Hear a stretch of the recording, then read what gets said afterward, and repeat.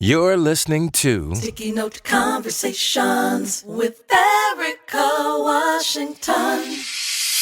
Hey there, Sticky Note listeners. This is your host, Erika Washington.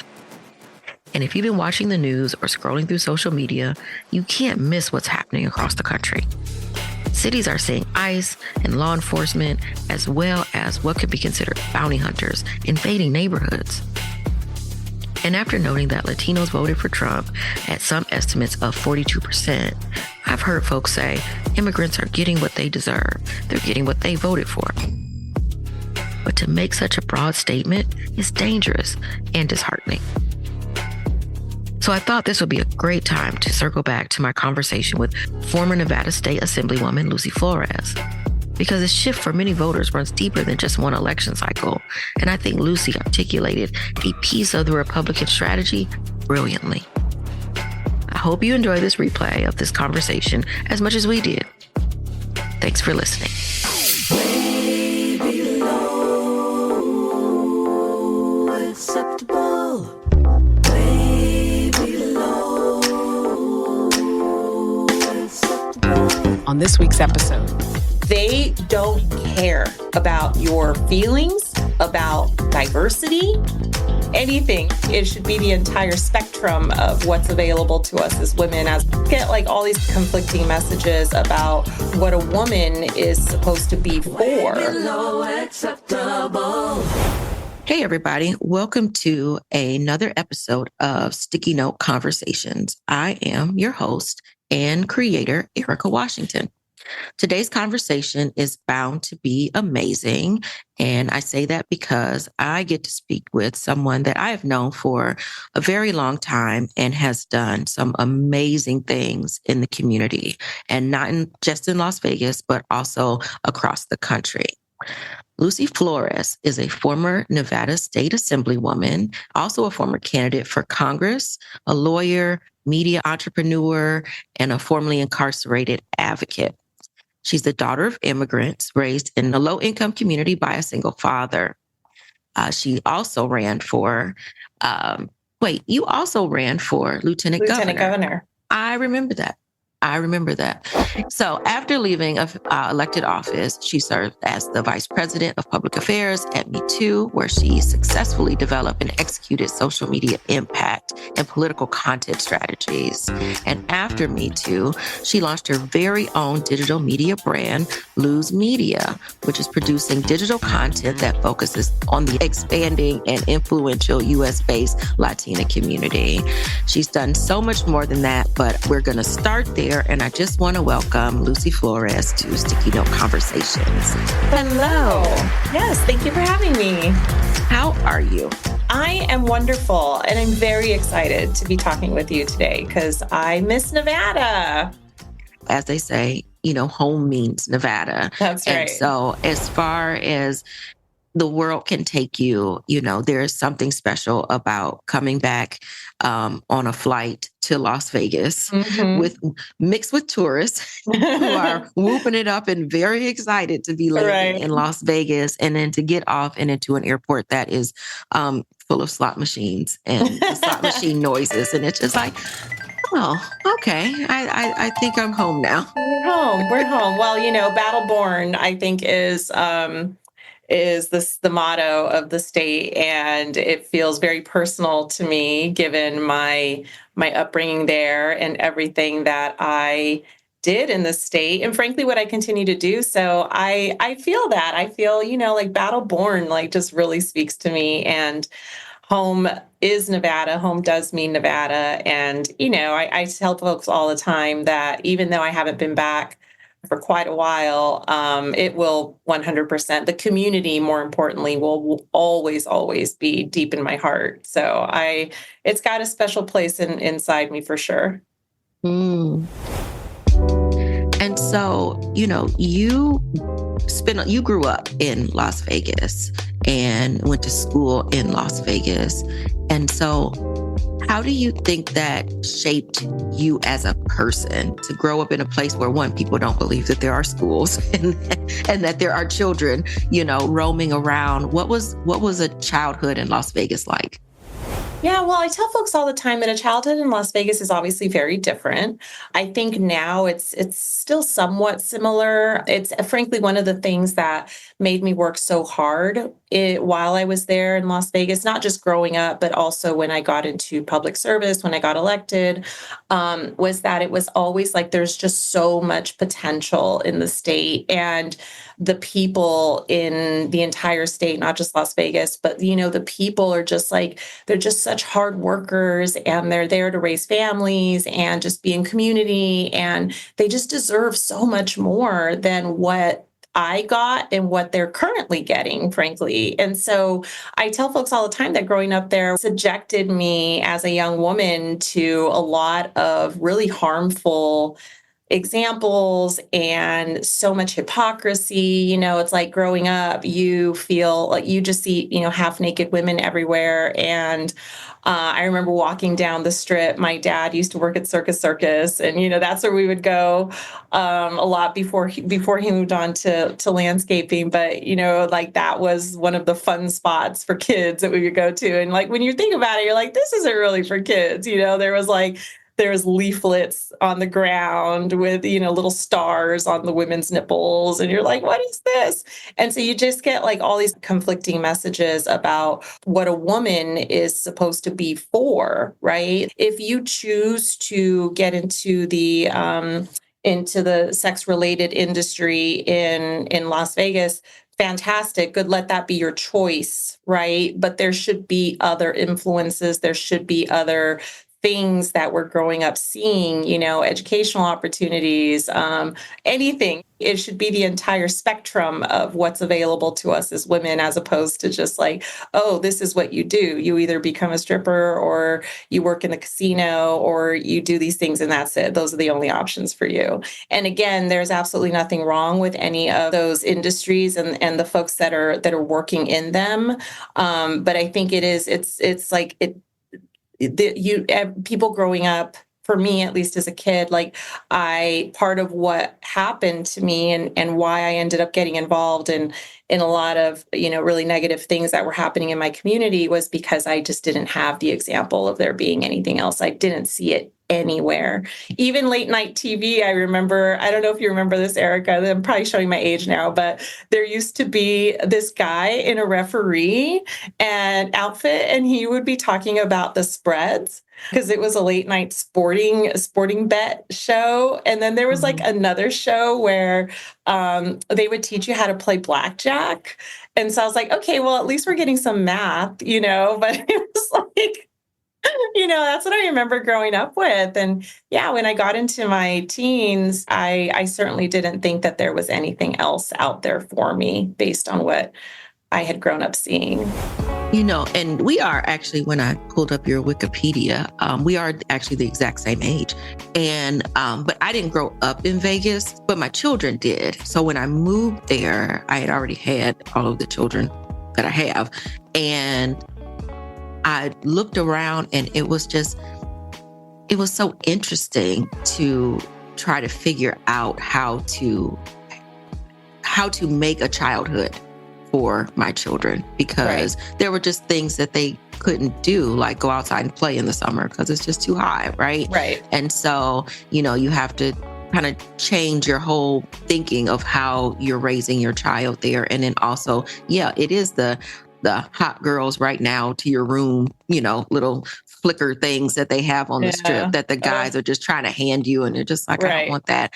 And the rolling billboards, that are around. And it's so interesting because then there's also not comprehensive sex education in the schools. Correct. So, I've always said that Vegas is a very oxymoronic sort of town to be in. Yeah, absolutely. And, and it really requires a lot of intentional parenting. That's not to say that you can't raise a family and have them be well-rounded and, like live an otherwise pretty average compared to other families throughout other cities in America. That's not to say that that's not possible, but it really does require a lot of intentionality, a lot of energy, a lot of work. And I'm sure you can speak to this. You need a certain skill set for that, right? Like you need to understand how to talk to your kids about sex ed since they're not getting it in school, because again, like the hypocrisy of the state, right? You have legalized prostitution outside of the two largest counties in Nevada. And then within the counties where it's not legal, you have really this blatant sex industry, very explicit sex industry. And yet in school, so much of the curriculum is either not teaching our kids at all, or it's abstinence-based. And it's saying, well, don't pay any mind to the direct to your room women, but instead just choose to not have sex. That's going to be our approach here, right? And so we know that these things don't work because we have skyrocketing teenage pregnancy rates, we have skyrocketing STD rates, et cetera, right? So the data tells us the truth about the reality of raising a family in Nevada. And it can be tough if you are not being very intentional and putting a lot of energy. But again, like I said, you don't get handed a manual when you have kids, and a lot of these parents are struggling because they also themselves don't have the education or, again, we know that if you don't have a parent that went to college, then your likelihood of going to college is significantly lower. So, we haven't done a good job of really breaking these generational cycles that come from not having education themselves and not having developed the skill sets. Look around. How many parenting classes do you see that are available in Las Vegas or anywhere in the state, right? Yeah. Even if a parent wanted to be like, okay, how do I make myself better to be a better parent to my children? Like where there's no services for that, right? So that's what I say is that, I in my time in service there in Nevada, it was always about like, how do we provide things, resources, programming, et cetera, that are going to empower our communities, that are going to help lift them up. And even today, I say the same thing, right? Is like Nevada often breaks my heart so much because our people deserve better. They deserve better. And there are just not that many opportunities, even now, 10 years after my service, where they can find the resources that they need to help them be better parents, better people, better everything, Right. So you mentioned your childhood, and you've talked about it on various platforms that, it was tough and you had some challenges. And could you talk to me a little bit about what happened and how you made it through? Yeah, I talk about this a lot, and I still tell people to this day that I've had to do quite a bit of therapy and self-development around getting over a certain amount of survivor's guilt that has really stayed with me my entire life. Like I'm 45 years old now, and I still struggle with survivor's guilt. And a lot of that came from, at the time when I was growing up in Vegas, I wasn't aware of data. I wasn't aware of statistics. I wasn't aware of policy. I wasn't aware of structural racism, structural misogyny. Like I wasn't aware of the systems and the way in which they are designed and how that harms people, how that harms children, how that harms kids in vitro, right? Like we now know that women who are pregnant and who are under extreme duress, their children are more likelier to suffer from mental health issues, from emotional development issues. Like we have science now that confirms what we know about generational trauma.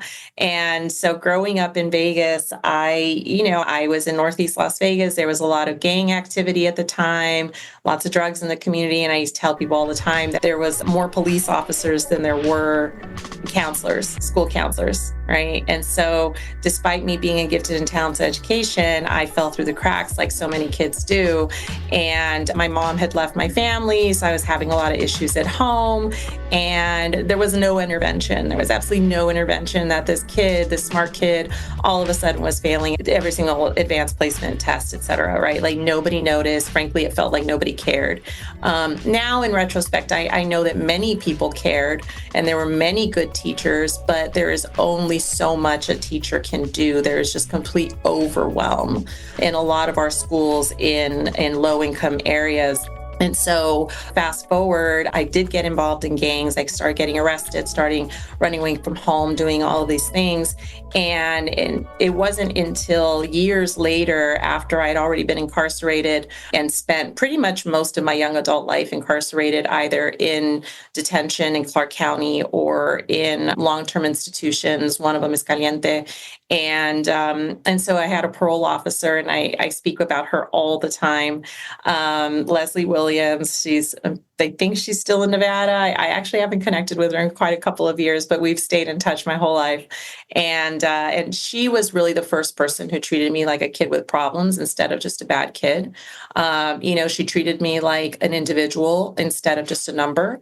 And she, frankly, was the first person who I felt in my entire time going in and out of the system that tried to understand what was actually happening at home. And she had an opportunity to revoke my parole. I thought for sure that I was going to get sent back up, that I was going to just be in prison my whole life, just live the stereotypical outcome like teen mom or in gangs or dead or welfare, whatever, because that's what I'd always seen around me. And so when she chose not to revoke my parole, I tell people that really was like the first moment that as a young kid, at this point, we still had a shackling policy, which I'm really proud to say that I was a part of changing. When I was in the state legislature, we no longer shackle our kids. We no longer put them in shackles and orange jumpsuits and just to move them into a court setting, et cetera.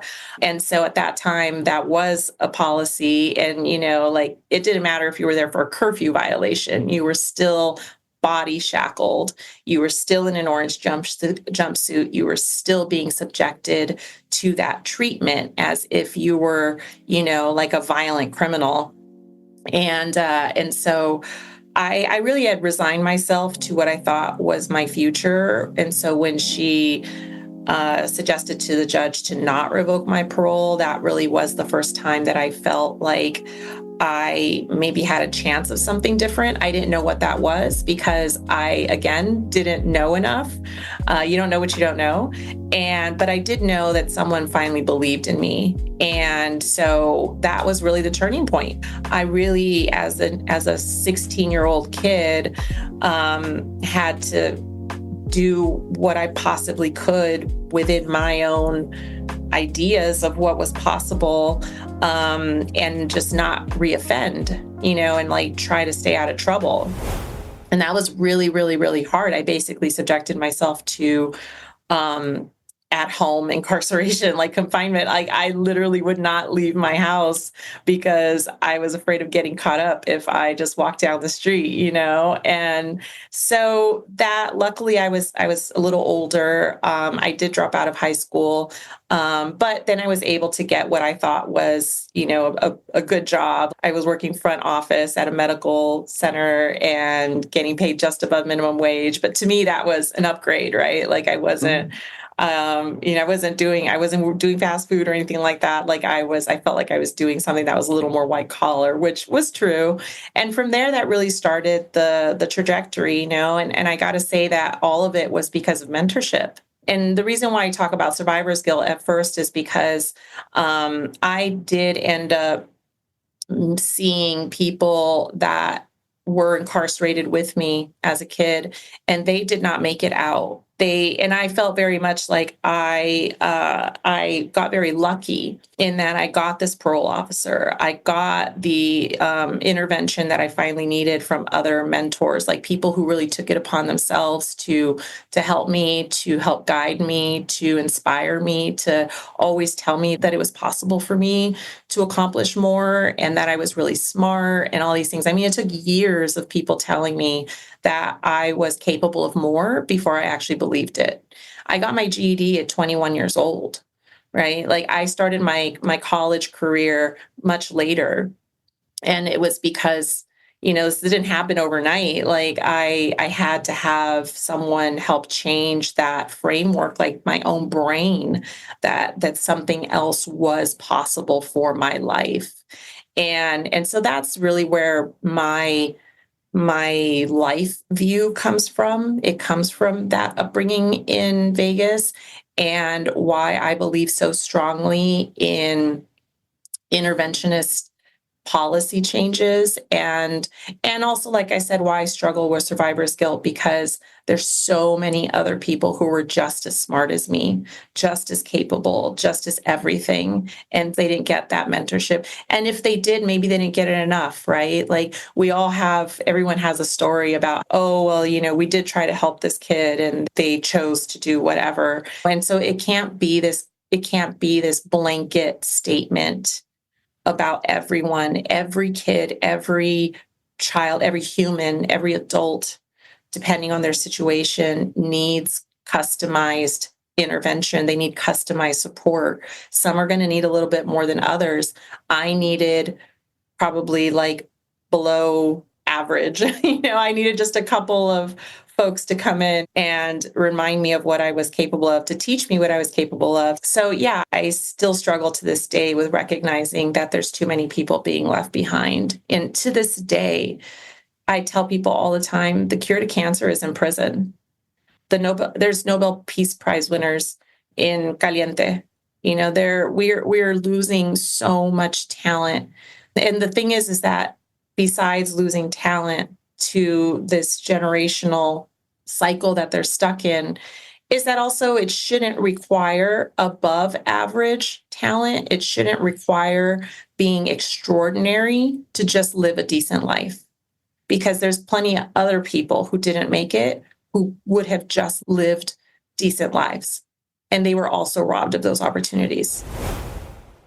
Something you said just now about customized intervention. I think that in this world, you'll see stories of people making it through. You've made it through, some other folks made it through, and folks love a good heroic story of how folks pulled themselves up by their bootstraps and they've come through the fire and all of that. And so then they'll lay that example out. It's like, well, they did it. Why can't all of these other folks do it?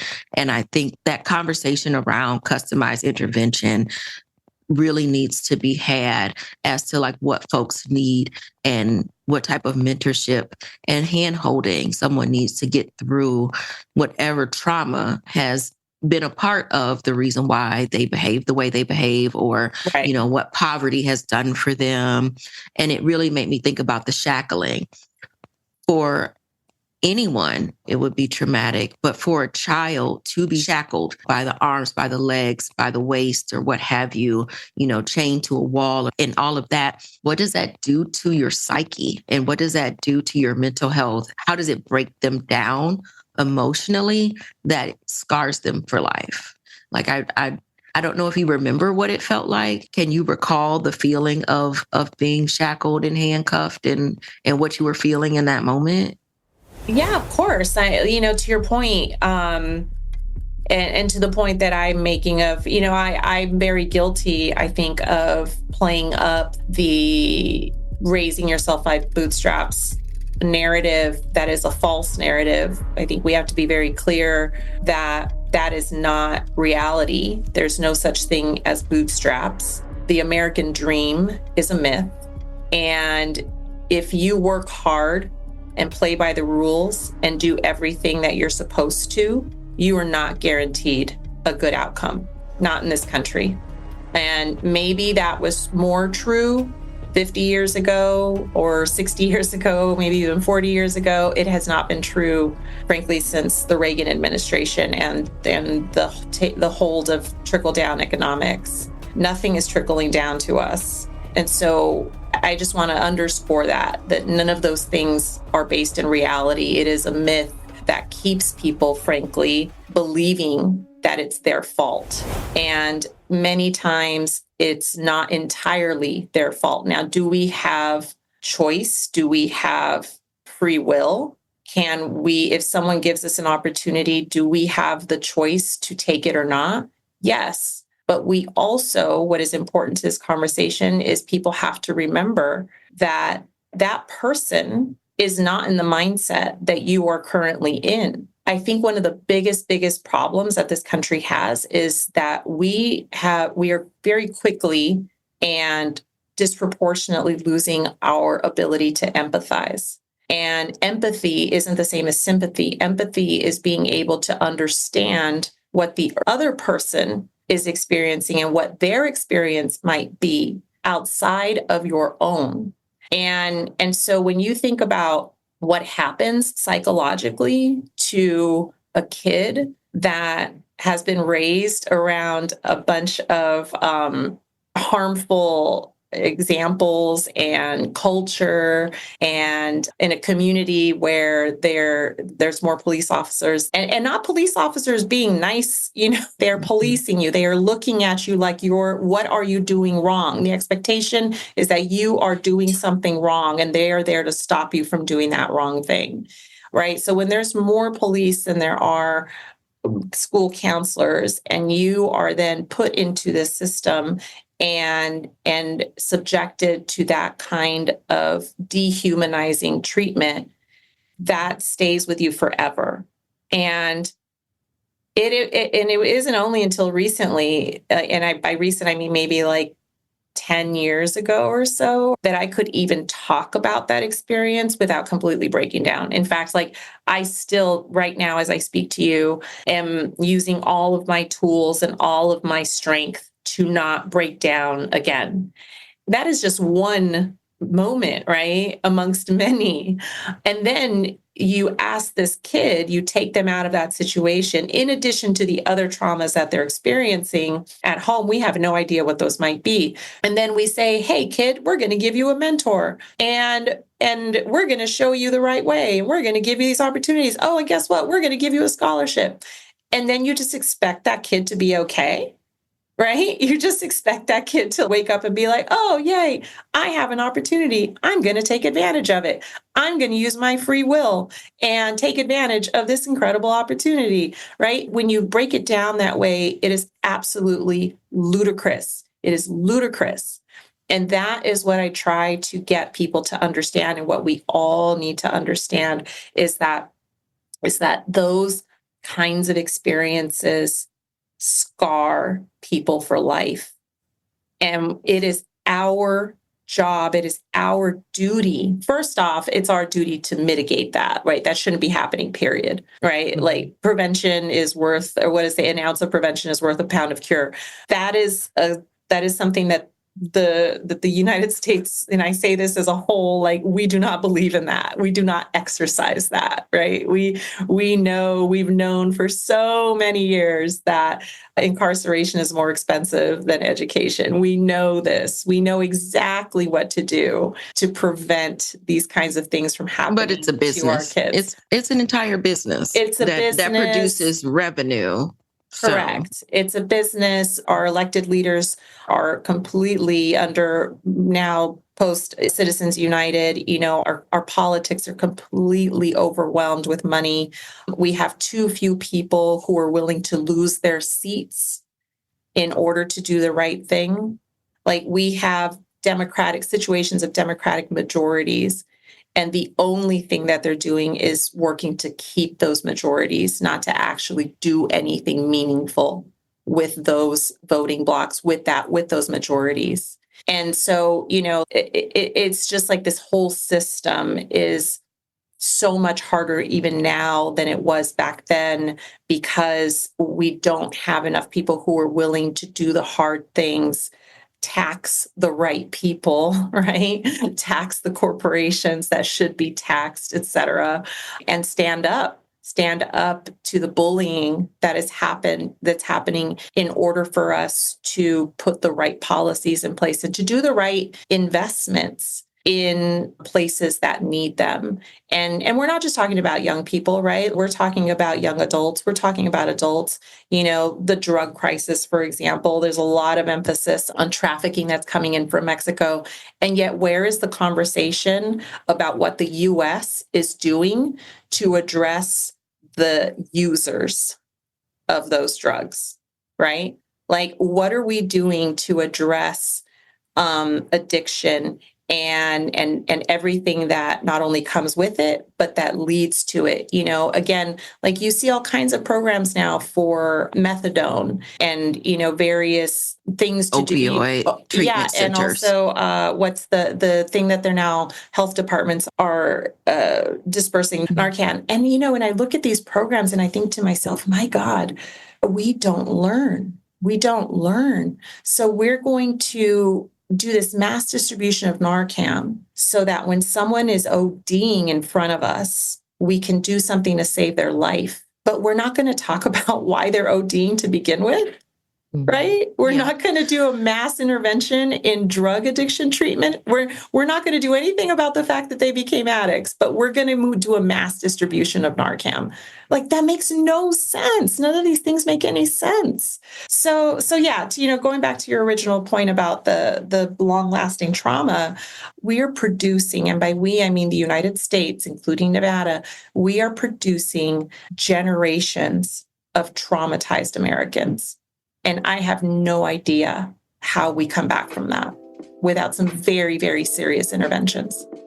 Something you just said about, we don't get to the root of the problems, right? And so as someone who has served in the legislature in Nevada and then also had aspirations for higher office, why is it so difficult to enact policies that actually start at the root and aren't as ceremonial and, let's just have a study. Let's just pluck at the top of the tree and pluck off the yellow leaves, but we don't get to where the root rot is. Why is that so difficult? I think it's two things. One is because it usually does require an investment. It does require funding of various programs. And the second part of that then is, where does that money come from? And so it was always a conversation of funding and where does it come from? And if we fund this particular program, then what's going to get cut? No, it's not. It's not a rob Peter to pay Paul situation, right? And the tough conversations have always been around.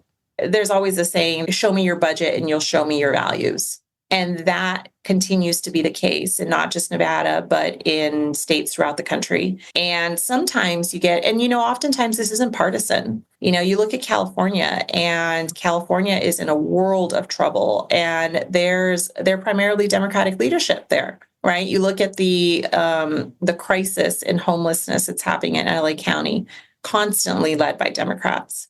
And so it really is more of a conversation that speaks to courageous leadership, to the wealth divide and the class issue that is happening in this country, and the fact that money has an overwhelming grip. And those who have the money have an overwhelming grip on our democratic process. And that includes Democrats and it includes Republicans. So the reason why the root of the problem isn't addressed is because, frankly, we don't have enough effective and courageous leadership that is willing to not only invest in these types of programs, but to do so against what might be bad press around it. And I'll give you one example.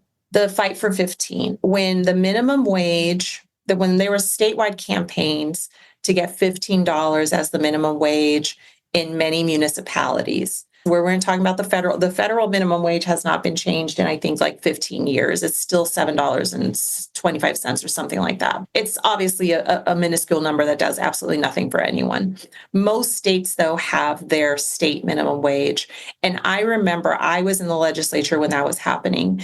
And all of industry, the retailers, the everybody, they were like, if you raise the minimum wage, we're going to lose jobs. We're going to have to pass the cost on to consumers. It's going to raise prices, right? The Seattle City Council had the courage to be one of the first local municipalities to create a $15 minimum wage in their city. 6 months later and a year later, we were able to have some actual data from it. Did costs rise? No. Did the price of a product in Seattle cost more than the price of a product in Vegas? No. Had it changed from 6 months into a year prior? No, right? Like they're always crying wolf and holding entire cities, and by they I mean corporations, and holding them by the neck, alleging that there will be layoffs.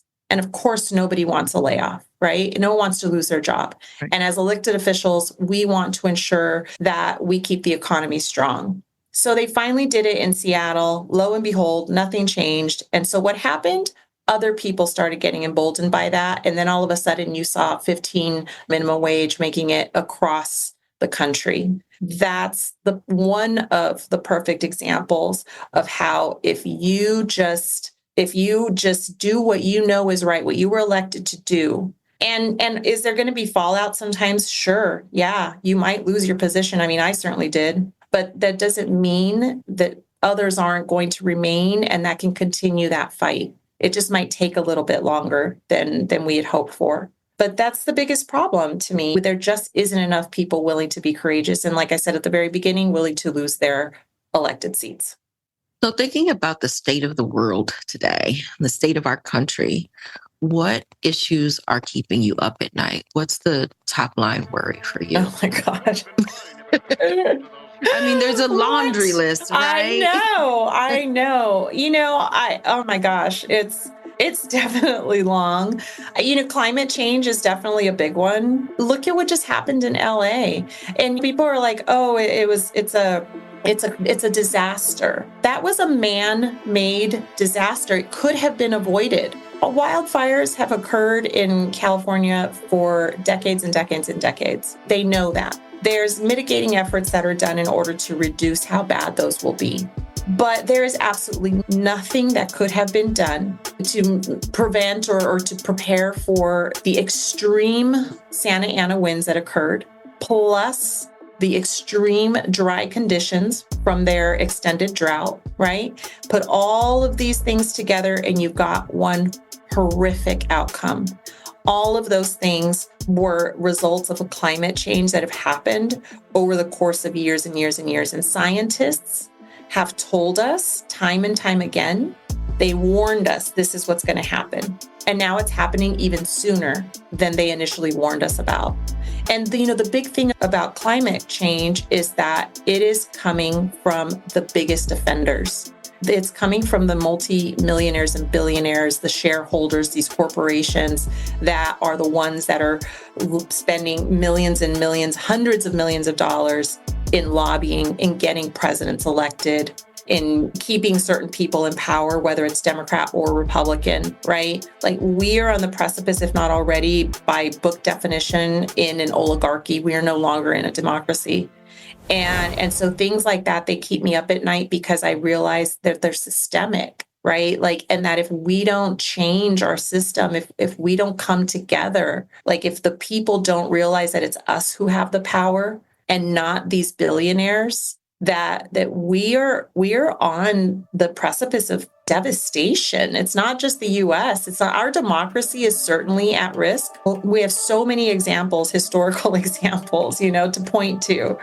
And so like it is not impossible that our freedoms that we are so used to having can be taken away from us in the course of the next couple of years. Like those existential threats are what keep me up at night. But the reason why they keep me up at night is because my policy brain understands what got us there.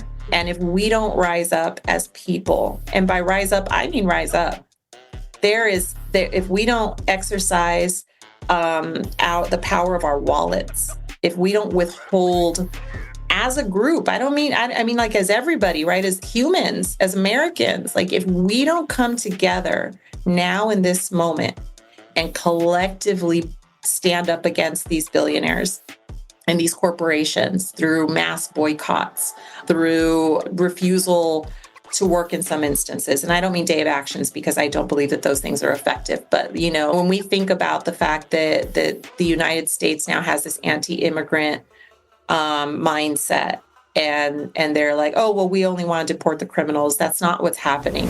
So imagine that every single undocumented immigrant in this country is deported. It isn't even about reducing them to their labor. It's that they are I can't think of the word.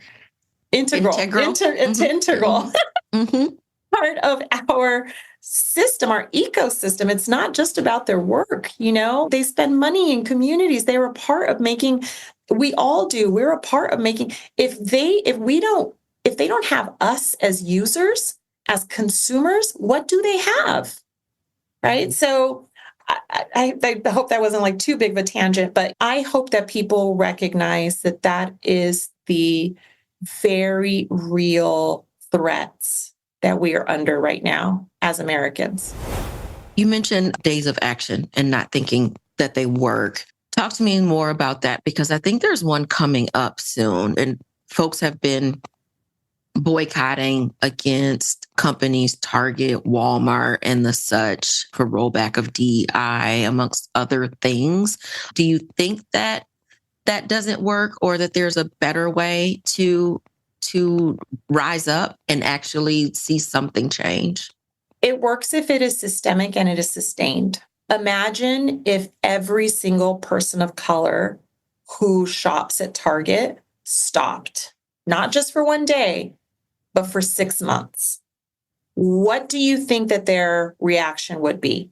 They don't care about your feelings, about diversity, about the morality of anything. They care about money. We live in a capitalistic system, and we have to stop deluding ourselves that I don't know if we can cuss here, but they do not give a, about any of us. They exist because we give them money. So when people do a day of action, it's not, and you can look at history with this, right? I mean, all of this is based on what's been effective in the past and what hasn't. When you look at the bus boycotts, for example, and the very, very effective economic boycotts, the Great Boycott in California, those things were all effective because people stood together. And even when it was hard, they refused to participate. So you had folks that would walk miles instead of taking the bus, right? And it was widespread and it was in solidarity. If we could do that again, I'm telling you that these folks would change their policies within weeks. But it has to be sustained and it has to be widespread. So while I encourage days of action as maybe like a way to bring awareness for people to participate in very clear, very as easy as we can make it. Because, unfortunately nowadays, like people, it's like, well, okay, fine, I'll do it if it's easy. Like, okay, fine, let's try to make this as easy as possible. But, as easy as possible and also in sustained ways, then yes, we can 100% be impactful. So I do believe that some of the DEI boycotts could be effective, but it really has to be strategic, right? So if you're going to target the top 3 offenders, if you will, that are the most widespread, and enough people say, okay, I am no longer going to shop Target. And if I do shop Target, it's only going to be for people of color owned brands. Right. They actually do have quite a few designers and wellness, like beauty and things. So if all you ever do is go in there and just get your hair care product from a person of color brand, I think that sends the same message. But if you just, the better part, because again, you have to how do we not impact people of color owned brands, right? But the better part is that if there's another corporation that's on the list, that you boycott them entirely, and that there are 64 million Latinos in this country. There are, I think, 20 to 30 million African Americans. There are, I don't even know the number of the rest. I don't know how many Asian Americans, et cetera. I don't know the numbers, but think of if like 100 million people stopped shopping a particular brand, even for a month, that would devastate their bottom line, right? Imagine if we all stopped shopping at Starbucks. And I don't know that Starbucks is on the list, but so I think I've given enough examples. That's part of the reason why refraining from doing something for one day does absolutely, they don't care. They're like, okay, great. They'll come back tomorrow. There's whatever they need, they're just going to get the next day. Right. Like, so it doesn't make a difference. And I also think like it's not to then go from one big box store to another big box store, right? That doesn't actually move the needle the way it needs to. We also need to think about like, how can we shop smaller and be more intentional in that way? And it takes a lot of work, right? So thinking about, the extra effort that we have to put into it and realizing that sometimes things are going to be inconvenient, but I mean, if movements are inconvenient, that's right. That's a part of it. Thinking about something else you said, we live in a capitalistic society, obviously, and we put these billionaires on pedestals. And as much as there's still a movement around tax the rich and all of that, there's still enough of this awe around, how people are billionaires and they make so much money and people want to be like that. They want to emulate that. And I wonder if that is also a part of the struggle of us breaking down these systems, is because we still look at it as something to aspire to. Yeah, absolutely. Consumerism, ever since, again, the 80s really did a number on us. When all of a sudden you had shows like The Rich and Famous, I don't remember the name of that Lifestyles show. Lifestyles of the Rich and Famous, yeah. Robin Leach. That's right. That was right. That was basically like the first iteration of developing wealth envy. And now that's all across social media, right? Again, because we're in this capitalistic society, and it's based on materialism. People just want things. They want the latest brand. They want the latest whatever, because that's what's cool. And so now we have moved on from Lifestyles of the Rich and Famous to the Kardashians, which also has inspired body dysmorphia. And that's a whole other thing, right? So it's like we have all these issues that are happening.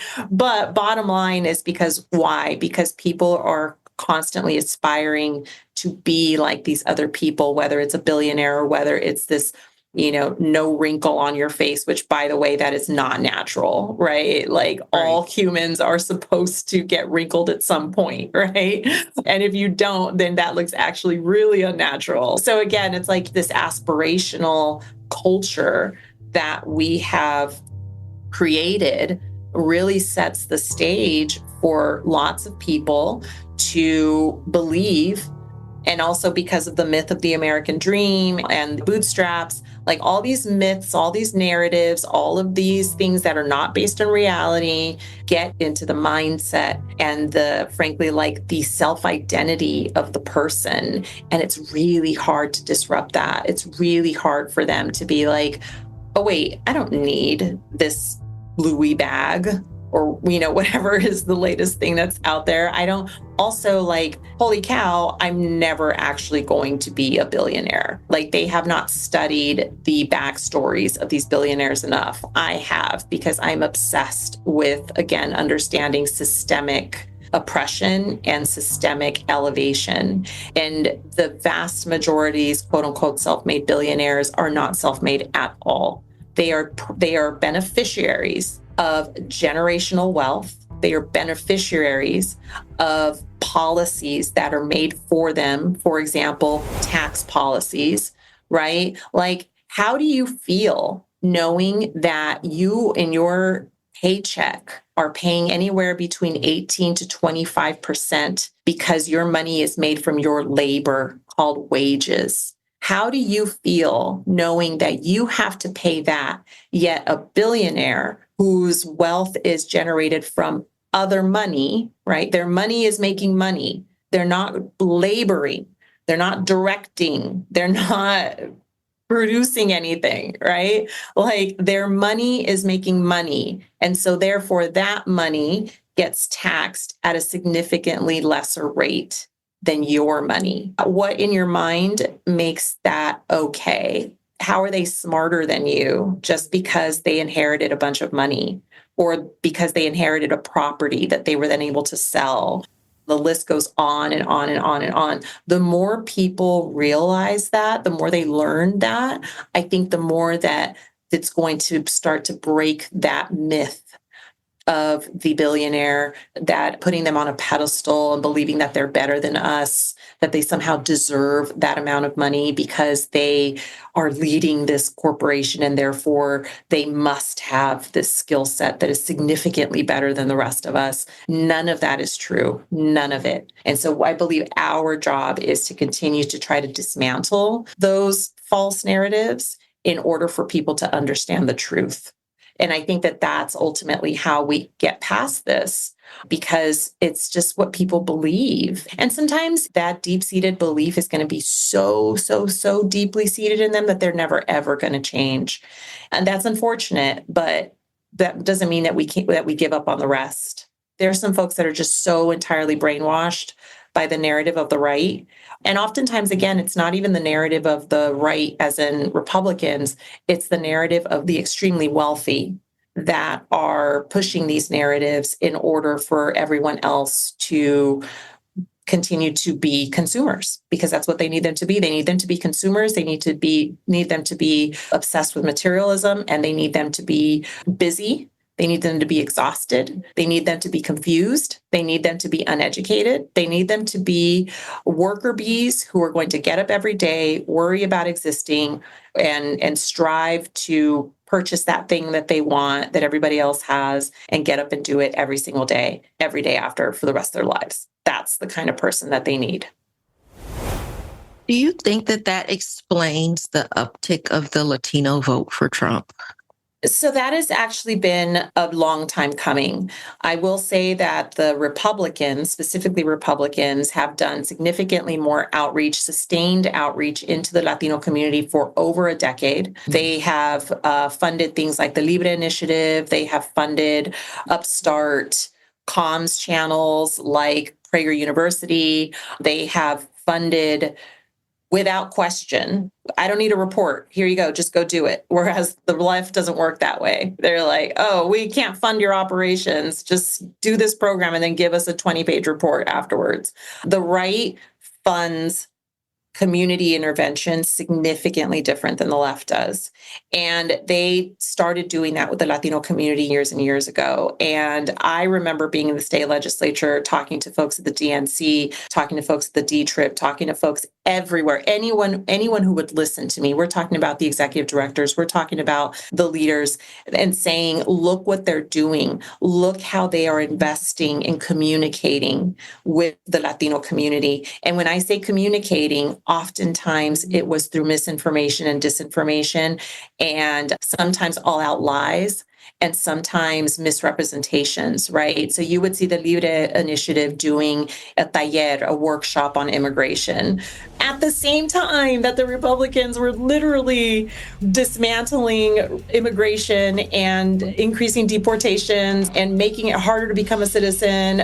So this whole time, the right are doing these absolutely terrible things to Latinos, while at the same time, organizations like the Libre Initiative are saying, hey, come, we're going to help you with your immigration for free. Oh, by the way, we're also going to talk to you about family values. And we're also going to talk to you about anti-communism. And we're going to talk to you about all of these falsehoods that exist, and literally begin to brainwash people. They would constantly do this switch and bait situation where they would bring them in with something that was community-based and then talk to them about these lies, these all-out lies, and say, we're the better choice for you. We care about your family. We are the party of family values. We are the party of hard workers. We're the party of bootstraps. We're the party of this, the party of that, the party of that.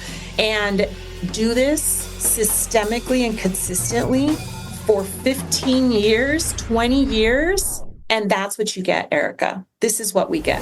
So yes, 100%. And then the rise, of course, mis and disinformation, both in English and in Spanish language, particularly the rise in Spanish language, mis and disinformation amongst places like radio. Only 4% of the Latino community gets their news and information content from radio, but 4% is enough to change the outcome of an election. And that's why they were so smart about it. They didn't need to convince the majority of Latinos to vote for them. They only needed the margins. And that is so smart. It is so smart. You only need to convince 2% in this state, 5% in that state, 10% in this state, et cetera. They only needed a few. And that is exactly what they got. It took them about 15 to 20 years or so and 10 years of intensity for them to get it, but they got it. And that is why they are so successful at what they do, because they play the long game. We do not. They did it with abortion. They did it with education. They did it with Latinos. They're starting to even peel away at the margins of the Black community. You know, you saw more Black men vote Trump than you ever did before, or vote Republican. Like, you're starting to see the margins, and this is their payoff. It pains me to say it, but you've got to give credit where credit's due. They got what they invested in, and we did not. And by we, I don't mean you or me and all of our colleagues that are on the front lines and, you know, working to mobilize our communities. We know this, and we've been aware of this for a very long time, but we're not the people who make the funding decisions. We're not the ones that are making policy decisions. We're not leading caucuses. We're not leading donor tables. We're not making those decisions. And because of that, this is where we are. I have so many thoughts about leadership and what sometimes folks' true motivations are, because I have spent a lot of time trying to figure out, how do we get folks to tackle this long game? Because I agree with you. They have had a long game that they have implemented in a lot of different places, including now it's a school board, right? And so Correct. The school boards all across the country have been infiltrated by the quote unquote right, or what have you, or folks with these values that trying to move away from having quality public schools. Right. And I have said for a number of years that no one offers grant funding for us to specifically work on school board races or work with school board trustees to change the trajectory, right? And even though it's common knowledge now that that's where people are really trying to make change in the wrong direction. Mm-hmm. So how do we get those in power to see, or can we get those in power to see, or do we wipe it all out and not think about the top leaders of the parties and the top leaders of whomever and try to wave our hands and get them to change their minds and to think differently? I guess the question is, how do we get real movement happening where we're not so dependent on those who've been in charge to change their mind or change their direction, because it doesn't feel like they care? They don't. And I believe that the only way in which we're going to fundamentally change these systems are by changing leadership. And so I do believe that more primaries need to be funded.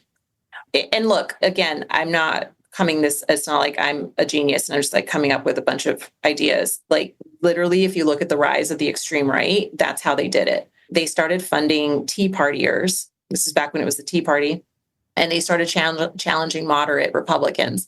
I tell folks all the time that I actually served at a time where I could work with my colleagues, with my Republican colleagues. When I ran for Congress, we did an analysis of voting track records. And out of bills introduced and bills actually passed and signed by a governor into law, I was the legislator with the most successful track record. And so I was able to do that because I could work with my Republican colleagues. I worked with Governor Sandoval at the time's office right? And we were able to come to some common sense solutions. And like I worked on some pretty controversial stuff, right? Like I was working on VAWA and making that state-based so that women and people that were in domestic violence situations could now get out of their lease without penalty so that they could leave their abuser. And the real estate association and the rental folks and all those, like everybody was against it. But I was able to get my Republican colleagues to understand what was happening, to have all kinds of additional validators on that list, right? Because they wanted just the police. And we know that victims of domestic violence, that's the last place they're going for help, right? But they will tell a pastor, they will tell a social worker, and, you know, a number of other measures that I was able to get passed under Republican leadership. And I was able to do that because there was still moderate Republicans to work with. And that's just not the case anymore. There's fewer and fewer moderate Republicans. And frankly, there's fewer and fewer, I would say, common sense Democrats, right? Like, catch the rest of this episode of Sticky Notes I am wherever very you stream liberal, your and to the podcasts. point where I consider Thanks for myself a listening to Democratic Sticky Note socialist. Conversations But with we Erika live in a Washington. capitalistic system, Hosted and so and we have executively produced to by Erika develop Washington, with policies editing that by work Black within the Gypsy system that LLC we and Simone have. And so Enders. that does mean Special thanks having to to be KUNV reasonable about the 91.5 various in Las Vegas. policies that we're proposing. This show and is so, powered like, by this Make It whole Work concept Nevada, of a reasonableness project just of Tides isn't very Advocacy. present in our politics And a special anymore. thank you to Grow And PTT so, and again, Eos unless Pod. we And our new get the theme kind song, of courageous Way Below leadership that is, I mean, look, that's part of the reason why I endorsed Bernie Sanders over Hillary Clinton years ago, and why they, in response to that, millions and millions of dollars were poured into my congressional primary at the time in order to defeat me, right? Like, Bill Clinton literally came to Nevada, put himself in commercials, right, for my opponent, because I had the audacity to endorse, in a very public and very viral and very effective way, Bernie Sanders, right? And so in politics, you will get punished if you do not stay in line. And I was very much punished, but I would do it again, over and over and over again. I would do the exact same things that I did. And the reason why is because that is what we need to encourage. We need to encourage that kind of courageous leadership of the folks that are currently there. As far as money is concerned, I don't give to the Democratic Party. I'm a member of the Democratic Party, but I do not give them not a single dime. I give money to organizations that are on the ground, that are working to uplift local leadership, that are working to address systematic leadership issues. Like, that's where I send my money, and that's where we need to continue to invest. The definition of insanity is doing the same thing over again and expecting different results, right? Like, why would we think at this point that our leadership is going to do absolutely anything different to get us out of this crisis? It's just not going to happen. So yes, we need to change leadership, and we need to change the way that things are funded. And I just, as many people that can say this out loud and that can continue to move the movement forward in that way, the more likely that we are going to be to actually, I mean, look, just the other day, Bernie, he warned us all about this, by the way. His thing has been class inequality for a very long time.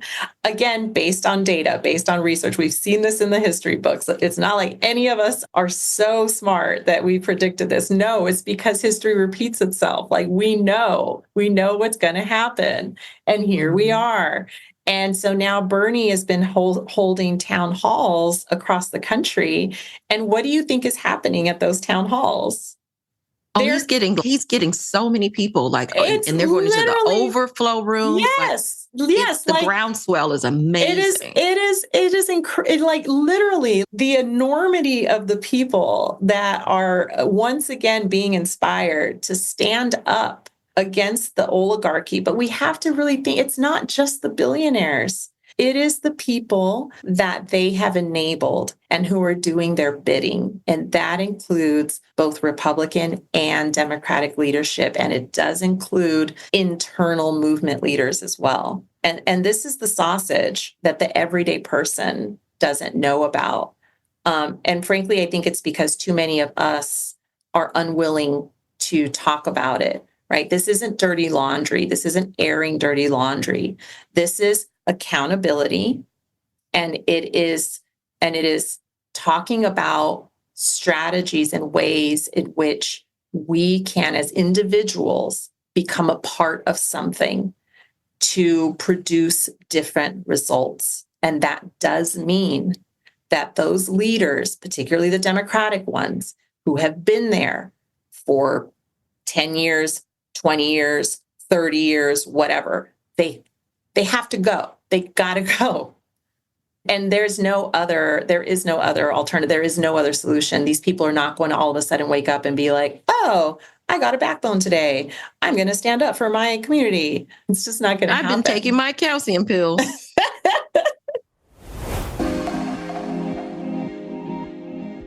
So tell me how you and why you decided to pivot from being an elected official, being in public office, to co-founding a communications firm. Yeah, so we are a digital media publisher. Loose Media is a publisher. We're not a comms firm. And I know it's like hard to explain because Latino media doesn't really exist. And so it's hard to show examples. But think of Teen Vogue, think of Blavity, think of Condé Nast. Condé Nast, yeah, exactly. They're all publishers. They're all digital publishers. And so that's what we do. We produce news and information content and lifestyle content at loosemedia.co, and it is entirely centered around US-based English-dominant Latinas. And it is about producing this information from a Latino point of view. How is what is happening in this community affecting Latinos? And what are the considerations that need to be taken when telling these stories, right? Because we all know that there is no such thing as telling a story without bias. And so how do you have journalistic integrity and tell fact-based stories in a way that does service to the entire story and the community in which it's about? That's it. And mass media simply does not do that. And that's because mass media, mainstream media, is dominated by corporations. Again, they just care about their bottom line. So if they produce a headline that is very clickbaity or misleading, and it's like, the invasion at the border, there's no invasion at the border. But they're going to say that, they're going to repeat those words because they're inflammatory, because they lead to clicks. And then what does that do?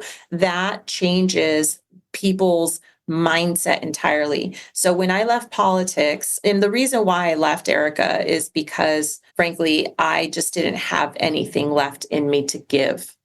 When I was in service in Nevada, that was my number one everything. I wanted to do the best job possible and have the most impact possible while doing my work. And that included if I was running for office.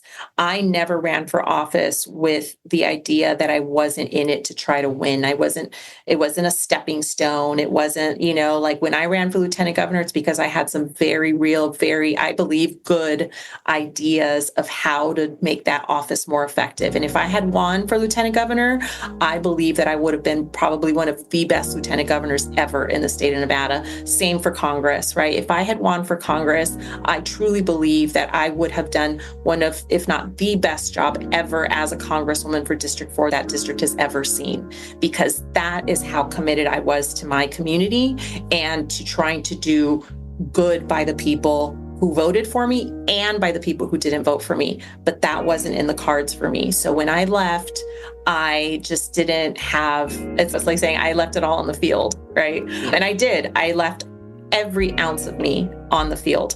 And it took me over a year to really recover from my experience in politics in Nevada. But as soon as I did that, I moved on to communications, to media, because in that process, I had also learned and discovered how powerful narrative is, how powerful stories are, and not just the ones that, not just the advertising, because of course the advertising is powerful as well, but that day-to-day stuff that you're getting, right? The news headlines, the stories you're reading, the things that you talk about with your friends over coffee. Like, did you see that thing? Did you read this thing? Right? Like, those are the things that ultimately can turn lies into beliefs. And that is something that we have seen play out in mass media narrative time and time and time again, to the point where propaganda is created from narrative, right? That's one of the reasons why dictators, one of the first things that they do is they attack the free press. Why? Because they have to control what the people are hearing. So that's what we're seeing now, right? We're seeing these attacks on free press.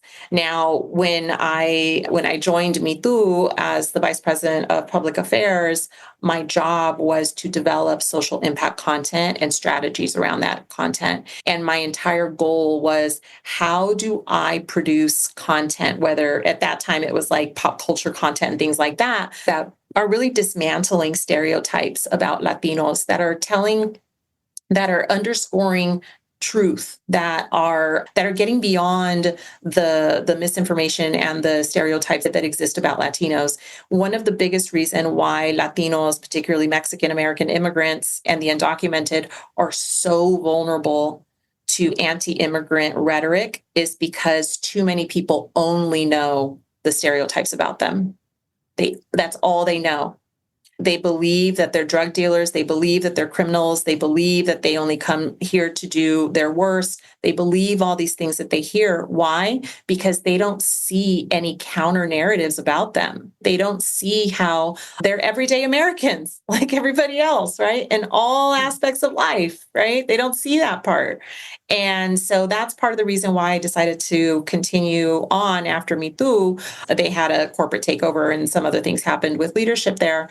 I left and launched Loose Media. And I said, if I'm going to focus on an audience, I'm going to do it on women, because women are always the ones that are, one, doing the heavy lifting and keeping the brands going. And yet we're the ones that are always deprioritized when it comes to being centered in the stories. So that's what I've been doing for the last couple of years. And from there, I also launched the Latino Media Consortium, which is now essentially a collective of independent Latino media publishers, lots of them local, some national, like Conecta Arizona in Phoenix is a member, Tecolote in San Francisco is a member, the Latino Newsletter is a member, Pulso out of Miami is a member. And the idea was that because too little is known about independent Latino media, that it was an organizing approach, right? It was like, okay, where is our power? Our power is in numbers. So we have to come together as independent publishers and make our presence known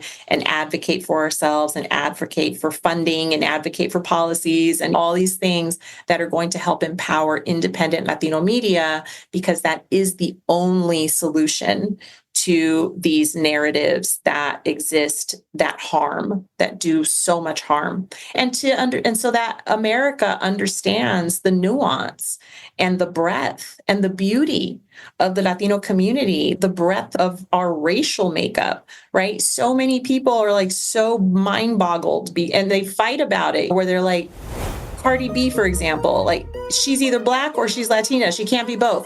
No, actually, that's by definition what she is. She's both, right? She's Black and she's Latina, she's Dominican. And so, but people are like, no, like, you either be Black or you be Latina. And you're like, no, she's, so it's like, it's little things like that. That's not very little, right? Like, you have to understand that Latinos are all races, including white. And white Latinos have a lot of privilege and other stature. There's colorism in the Latino community. Like, there's so many things that people don't know about us. And so it's our job to make sure that those stories are told, because that is the way in which we get to understanding. It's the way in we get to empowerment. It's the way that we get to fairness and equity and all of the things that we hold dear as Americans. Yeah, I think that's how we divide, right? You other somebody in some sort of way, and then you don't belong to said community. And then if they feel alienated, then that is a part of that, how folks end up in these situations where they vote against their best interests or the interests of their community. Correct. Which, by the way, I just want to note really quickly that I don't like that. I don't like that term. I don't like saying voting against your best interests, because a lot of those folks believe that they are voting in their best interests. And it's because of narratives and brainwashing and intervention and all of these things that they have done. And so I think that sometimes for us, we say that, but it's really belittling. And I'm not saying that you're doing it on purpose purpose or anything like that. But I just want to say that because I think that we very much get used to being like, it embodies, well, it underscores our non-understanding, again, our empathy, right? Yes, people are voting in ways that ultimately aren't going to pan out the way that they think it is. But it's not because they're stupid, and it's not because they are uneducated or whatever. It's just because there's been all of these external forces that have forced them, that have convinced them to believe that they actually are voting in their best interest. And I'm not saying this is everybody. Like, some people are just racist and they're voting because or they're misogynist or whatever, right? But a lot of people who we say are not voting in their best interest, they are voting in their best interest. It's our job to try to help them understand, correct all of these narratives that are in their head, their beliefs about what the reality is. And that's a much harder lift, right? Like, it is a much harder lift than to convince you, hey, your vote is actually hurting you, So I just wanted to say that. Oh, no, I think that's important. And I think that in that way, for some people, I think it is meant to sound belittling or that someone is not smart. And I don't think of it in that way. I think of it in a way of not voting in the best interest of the whole and not just the individual. And something I've said multiple times on the show is that I really want to move away from that one vote, one voice thing, because we're not voting for just ourselves. We're voting for our entire community. And so in that sense, a lot of times we're not thinking about the long term or the unintended consequences of what it means to vote on something or for someone and not seeing the bigger picture. And so in that way, I feel like we will vote against our best interest because we like how someone spoke or we like how they looked or they dressed well or whatever it is. Stuff that doesn't matter. Can I have a beer with them? You're probably not ever going to have a beer with them, so it doesn't really matter. Right? Yeah, I agree. But before we go, I appreciate this conversation so much. And I knew it was going to be great. And I knew you're just fabulous. And just remembering how much effort you put into your elections. And as a caveat, I did make phone calls for you and my kids made signs and all of that. And it was fun. And it was a fun way for them to understand a little bit about what elections are. And the bigger picture is that, that we have to get out and support our community if we want the best version of our community to rise up. And so I'm grateful that we were able to do it regardless. I want to ask you, you talked a little bit about the American dream and what it's not for you. And it's a question I ask most folks. What is your version of the American dream? My version of the American dream, I think, is the version that was sold to us. I think my version of the American dream is the actual living of the Bill of Rights and the Constitution and what our forefathers talked about. And notice I didn't say what they intended, because let's be clear, right? Like we didn't matter. Correct. Women did not matter. Black people did not matter. Indigenous people didn't matter. So it's a distinction that's why book bans. That's why rewriting history. That's why talking about and demonizing diversity and inclusion, Chicano studies, Black history, et cetera. That's why all of this is being attacked, because the truth is inconvenient. They don't want people to know the truth. They don't want people to understand the actual history of the founding of this country. And it's not white shaming. It's not white guilt. It's none of that. It is acknowledgement of the reality of how this country was founded and how that then has turned into systems that are oppressive to some and helpful to others. That's it. We're not asking anyone to feel guilty about anything. We're simply saying, let's recognize that systems are not actually living up to these ideals that were espoused.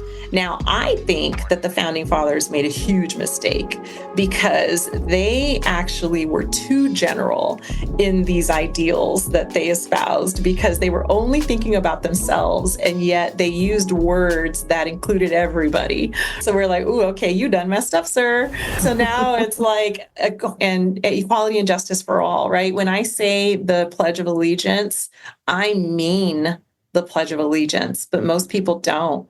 Like equality and justice, or for justice for all. Justice for all is justice for all. It's pretty simple, right? But not everybody gets justice, and not everyone has equality, and not everyone has equal rights. We're still trying to get the Equal Rights Amendment somehow recognized in order to actually get equal rights for women in the Constitution. So, this is an over a 50-year fight. Correct. Yeah. So when I think about what is the American dream and what I want for this country, I want us to be able to actually live up to the ideal that was presented to us. Not what was happening at the time, but the ideal. And I think it's a beautiful ideal. Like where we could have a country where in reality, if you work hard and you follow the laws and you educate yourself and you do these things, if you work, then you will be able to live a decent life. And if you work even harder, or you're naturally gifted at certain things, just like if you're naturally gifted at sports, or if you're naturally gifted at music or whatever, if you're naturally gifted and you're able to excel even further, or you just work that much harder and you're able to excel further, then fantastic, then be rewarded for that.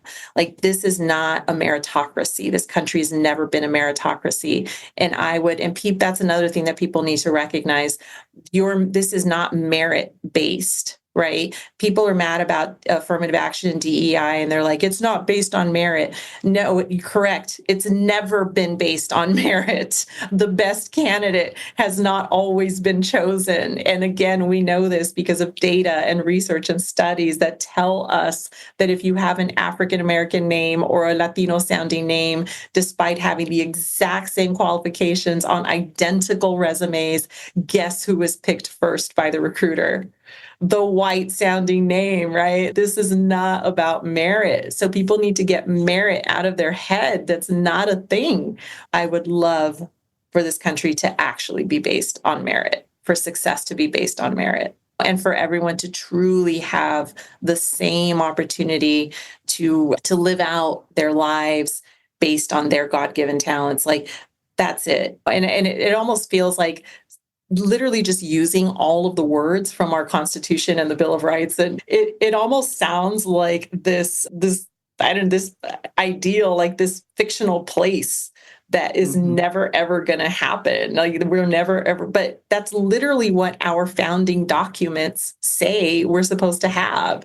So think about it. If our founding documents all say that we're a more perfect union, that we are always striving towards a more perfect union, then we should do that, right? Like, this isn't some place that is unreachable. It is reachable if, again, as a community, we can come together, we can put those in power who believe in moving forward these ideals, and can truly get us to be a country where if you work hard and you play by the rules and you be a good human, then you can live a decent life. That's what I want. I think that's a beautiful sentiment and a great way to end. I just want to say thank you once again for joining me on Sticky Note Conversations. It's really good to see you. I don't get to see you as often unless we run into each other in random places around the country, but I'm glad to know that you are continuing the fight and that you are spreading the knowledge on what really needs to happen for us to get towards that version of the American dream, whatever it is for each of us as individuals, but also that you're uplifting messaging that will resonate with the communities across the country, all types of Latino communities. So I want to say thank you. I don't know how you do it. I don't know how you stay so positive and whatever keeps you going. Besides Soul Cycle, which I should also have put in the beginning, is that they should be paying you by now because you are the reason I have a Soul Cycle bike in the first place. They really should. They really should. I hope this travels. I hope this thing goes viral and that somehow it ends up on some executive's podcast list. And then I'm like, guess what happened, Erika? Right. And also added to my life, I'm also a Soul Cycle representative. So, the bike has helped keep me sane. I will say. It does. I'm telling you, there is no place like it. The best humans. And this is, the corporation has changed a lot, but the humans have not. And, just everyone needs an outlet. I do very much advocate for folks needing an outlet, like a physical outlet. And of course, like trying to stay as healthy as possible. But Soul Cycle is definitely one of the reasons why I am as positive and as sane as I can be, given all of this. Yeah, we need the outlet to somewhere to jump up and down. And That's right. Yes, because sometimes that's all we got. We have nothing else. That's all we got. That is so true. Yeah. Well, thank you, Lucy. I appreciate you. Thank you. I appreciate you. All right, y'all. That's another episode of Sticky Note Conversations with Erika Washington. I will see you all next week.